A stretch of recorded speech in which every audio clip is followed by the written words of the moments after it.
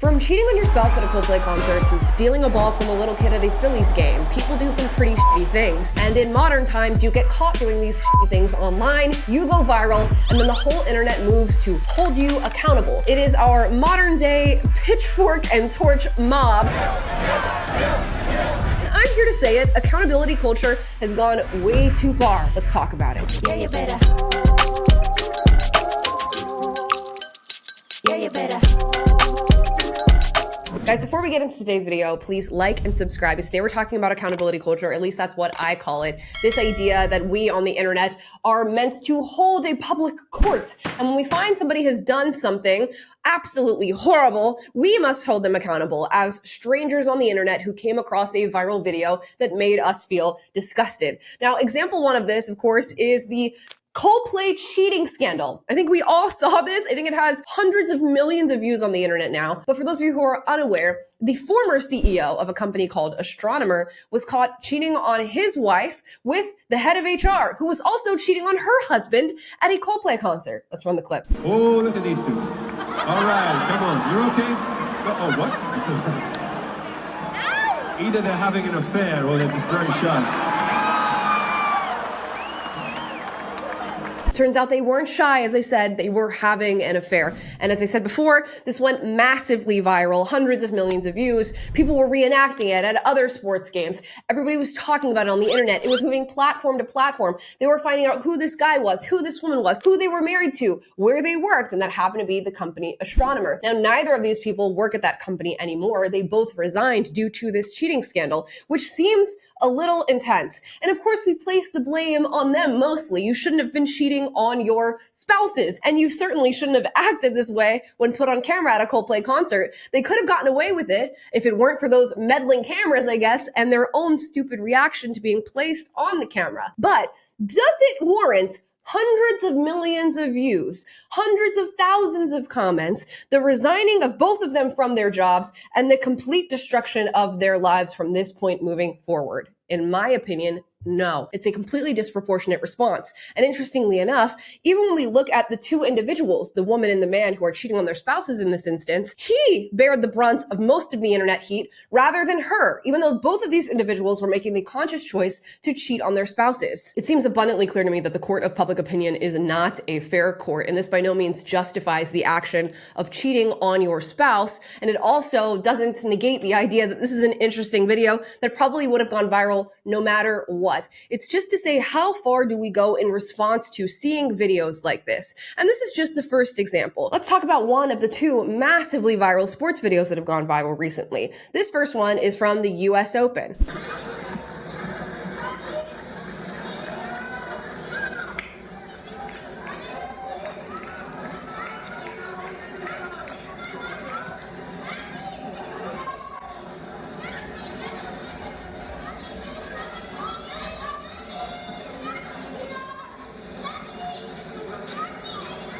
Now, you just watched a young boy get a hat snatched from him. That hat had been signed by tennis star Camille Myshak. Now, the older, grown-ass man that took the hat from this little kid ended up being found out because this went viral. They found out where he's from, they found out his name, they found out what business he owned, and they just review bombed him and brought all this negative energy towards him because he did a shitty thing to a little kid. Now, you'll read tweets like this in relation to this whole situation. That's the biggest douche in America on the right, stealing a hat meant for a kid at the US Open. It would be a shame if someone recognized him. I'm sorry, but are we okay? I know this is a bad situation, and luckily the tennis player did sort of rectify the situation on behalf of the shitty guy who took the hat. But my goodness, does the entire internet, to the tune of hundreds of thousands of people, need to come and completely pile on this guy for having snatched a hat from a kid? We know this is bad behavior, but can we not keep it pushing? I'm glad this kid ended up getting his moment with this tennis star, ended up getting his piece of memorabilia, but are we not at all concerned with the mob mentality that we have on the internet toward behavior that, yes, is bad, but really does not concern us to the extent at which we are getting involved? And this is not the only bit of sporting event bad behavior that's gone viral this week. We have another one at a Phillies game.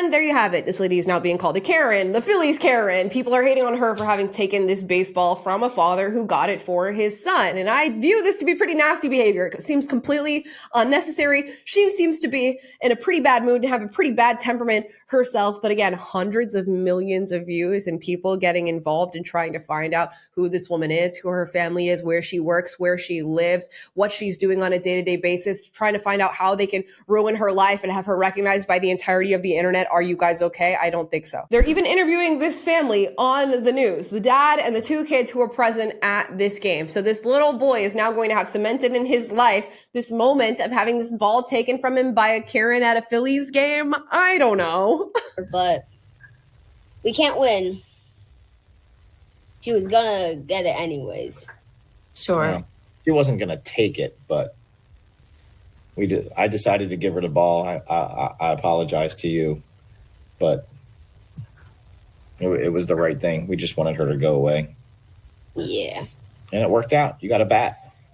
Yeah. And it worked out. The kid got his bat, and this lady is going to get her life probably ruined. I don't know, at least to some extent. She's getting severely threatened and dogpiled on all over the internet for having taken this ball from this boy. And again, it's not good behavior. Sure, I would ask for some repercussions in this instance, but it's none of my business. And had I not come across the video on the internet that just so happened to get captured of her getting this ball, I would be none the wiser, and I would have no concern about this whatsoever. And I can hear some of the comments on this video right now. Well, these people should have known what they could have been possibly signing up for. They decided to engage in this behavior, knowing damn well they could have been filmed and that it could have gone viral on the internet. And this is the repercussions that they're dealing with. But what happens when we get into behavior that is neither here nor there when it comes to morality, or at the very least has different interpretations? I'm going to show you an interview clip that features Andrew Garfield, Iowa Debris, and Julia Roberts. Now, this is going viral, and you see if you can figure out why.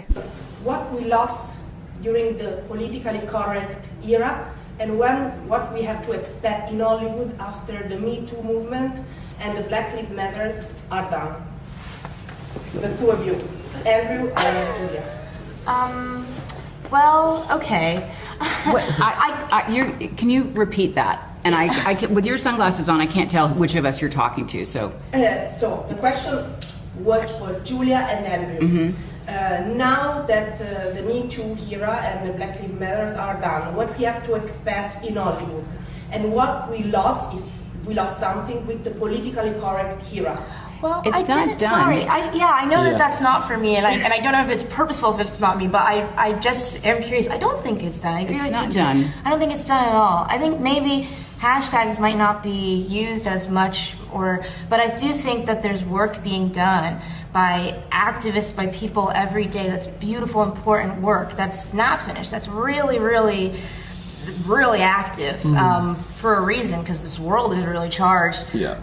And that work isn't finished at all. Maybe if there's like not mainstream coverage in the way that there might have been daily headlines. in the way that it might have been 8 or so years ago, but I don't think that it means that the work is done.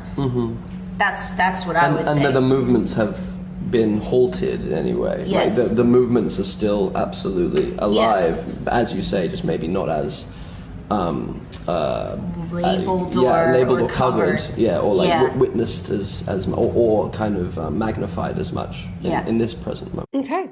So there you go. There's the clip. Did you notice anything? Do you notice any bad behavior that somebody needs to be held accountable for? Well, if you answered no, I guess you're wrong, because apparently the interviewer needs to be held accountable. This is going viral on the internet. People are calling this interviewer racist for excluding Iowa Debris, the black woman in that clip, from the question. And if you couldn't quite catch the question because there is an obvious language barrier between the interviewer and these three individuals, the interviewer is essentially asking, was there anything lost in the era of political correctness in movies and in Hollywood? And what is Hollywood going to look like or feel like post Me Too movement, post BLM? Now, apparently this is an offensive question because we are not post Me Too movement and we are not post BLM, and there is nothing to be lost in political correctness. And the internet is dogpiling on this clearly unassuming, like unthreatening interviewer and calling for her to be fired over this question and over how the question went down in its responses. Here's a response. It reads, Andrew fully turning in his seat to look incredulously at Julia and Io. Julia talking to the interviewer like a stern teacher. All of Io's facial expressions. Hope this interviewer got fired, like Jesus Christ. And it has 112,000 likes on it. And this is just one of hundreds of tweets that have gone massively viral calling out this interviewer, saying that the interviewer is racist, deserves to have her job taken away. Even other celebrities are dogpiling on this interviewer. Like, have we lost our goddamn minds? Like, what is going on that we take these small moments that are taking place on the internet and we completely run full force into trying to ruin somebody's entire existence? We do it with objectively bad behavior, we're doing it in the moral gray area, and we're doing it when there is no response warranted at all to the sort of thing we're seeing in a video. Now, I recently covered this in a slightly different way in a video I did about a flower shop called Leanne's Flower Shop. Now, a young woman hopped on TikTok after she was fired from this flower shop to detail the encounter, and she actually filmed the confrontation of her being fired and attempted to essentially dox this flower shop in order to get them review bombed and in order to get people to call this flower shop racist, bigoted for having fired her. We'll show a short clip of the video where she was fired. The cops will be here if you don't get out of here. Oh, don't worry. You can call them. Don't mind. I just want to clock out. Please just go, okay? We've asked you to get out of the building. Please. I'm clocking. You told me to clock out. No, we didn't. You've already. I didn't clock out. Let me just clock out. I'll leave. Don't worry. And I need to get my stuff from the car. So I don't mind to leave. Don't worry. That video got 1.6 million likes on it, almost 10 million views on it, and then people started review bombing the flower shop and even showing up in person to call these people racist bigots. Let's watch. Are you a racist also? No, her kids are black, actually. Okay, but that doesn't make you not a racist because you're a racist. Oh my goodness. Are you? Glad to meet you. Well, what was your name? Because I'd love to meet. My name's Chellis. What's yours? She doesn't have to disclose that. Of course not. I was just introducing myself. Well, nice to meet you. It's so nice to meet you. I love the color of your shirt. Thank you. It's pretty purple. Thank you. Okay, well, it was nice to meet you guys. Have a great day. Good luck with business. Oh, it's booming. Yeah. Mind you, there is no evidence whatsoever that these individuals are racist bigots, yet the internet is running with it. The video that I just showed you of them getting confronted for their racism has nearly 900,000 likes on it. And this is what accountability culture gets us. It gets us a ton of strangers getting involved in other strangers' business, doxing those strangers, attacking those strangers, and attempting to ruin whatever piece of their lives they can uncover whilst on the internet. And then we put our phones down and close our laptops and shut off our computers and go back to our normal lives without a care in the world about the life that we've just impacted. Like, can you imagine if we took all the energy that we spend on random strangers who we've deemed to be doing something bad and put that energy towards actual positive, productive parts of our lives?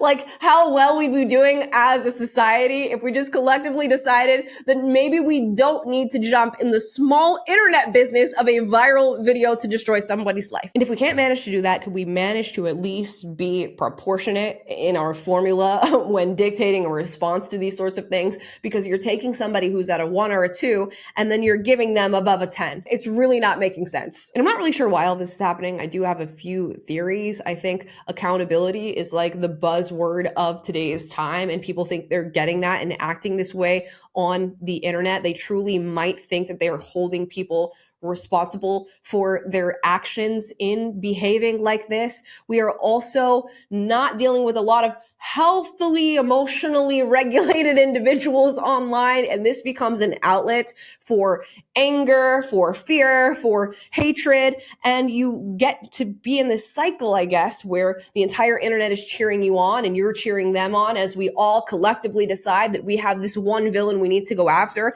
and you thrust all your energy towards that because it makes you feel good. And I get that. It does often feel good to see somebody who's done something bad really get what's coming to them, but should this be what's coming to them?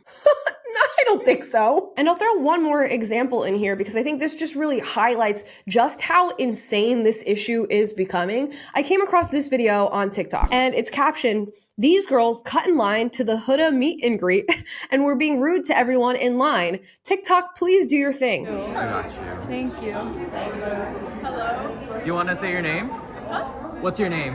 I'm Lexi. Zipporah. Okay, gotcha. So you're filming these two girls who cut in line at a meet and greet, which, mind you, this happens in all of our lives. You know, you go to a coffee shop, somebody cuts in line. You're waiting for a product, somebody cuts in line. Concert, this, that, third, whatever the case may be. And guess what? You kind of look at that person and you go, oh, well, that's a pretty thing to do, and you go about your day, okay? Or you ask the person to move their ass to the back of the line, and they do or they don't, and then you go about your day. But you're now filming them and saying, TikTok, please do your thing. What exactly is TikTok's thing? What is the internet thing? To find these individuals, to go on their social media and leave a bunch of hate comments, to call their school and make sure they never go to college or they never graduate? What exactly are you expecting the internet to do in an instance of being cut in line? And mind you, this got 1.7 million likes. So 1.7 million people agree with the sentiment of posting these individuals online because they cut at a Huda meet and greet line. Huh? We have lost the plot. We have lost our minds. Accountability culture has gone too far. We are so ready to pull out the pitchforks, pull out the torches, and go after anybody online once we are given the go-ahead that each week we are coming up with one, if not multiple people to completely just shame, destroy, denigrate, abuse, bully. And even when those individuals are bullies themselves or they've done something wrong, do you want to stoop below what they've done to respond to them? I think it's already wild enough for most of these individuals to go viral for having done something wrong. And I put done something wrong in air quotes because I think for some of these videos we can see and almost collectively agree that, yeah, that was a wrong thing to do. But for others, there is this gray area where you're thinking, what exactly happened here? And for some, there's completely nothing wrong in the situation and nothing that deserves response. And I guess all of these things are being responded to by people who sit on their moral high horses who have never done anything wrong in their lives, because you guys must be morally pure to be responding in this way to things that don't warrant this sort of response. And I have to imagine that that's not true and that there are going to be individuals who are coming after these individuals who have done equal, if not worse, than what these people have done. And when the moment comes for you to shine on the internet in a viral video where either you've actually done something wrong or you've been taken out of context and deemed to be doing something wrong, are you ready to get the same response that you are giving to these individuals right now? I don't think so. I don't think most human beings are ready for it because I don't think most human beings can fathom what a response like this actually feels like. I don't think most people can work through their mind the reality of hundreds of millions of people seeing them in a moment like this, and then thousands probably of those people actually wanting to bring tangible repercussions to their lives, actually wanting to threaten them, their family, come to their work, get them fired from their job, ruin their opportunity to go to college, or get them taken out of school, get them arrested even. There are some crazy responses to this shit. And while one wrong might make a viral video, still two wrongs don't make a right. And until we recognize that cutting somebody in line does not warrant a TikTok response, or stealing a ball from a kid at a baseball game does not warrant your business being ruined and your family being threatened, and even, yes, cheating on your spouse at a Coldplay concert should not mean that your entire existence is ruined. Until we figure that out, we've got some work to do, and there's going to be some hard times ahead for a lot of people. So this video may be an unpopular opinion, but I'll say it one last time. Accountability culture on the internet has gone too far. Now, those are my thoughts. I would love to hear your thoughts in the comments down below. As always, if you disagree with anything I said in this video, do get out, but do so respectfully. I encourage healthy debate on this channel. And if you like this video, like, subscribe, click the notification bell to be notified every single time I post a video for you guys, which is every day. And I will see you guys tomorrow. Bye, guys. Yeah, you better. Yeah, you better.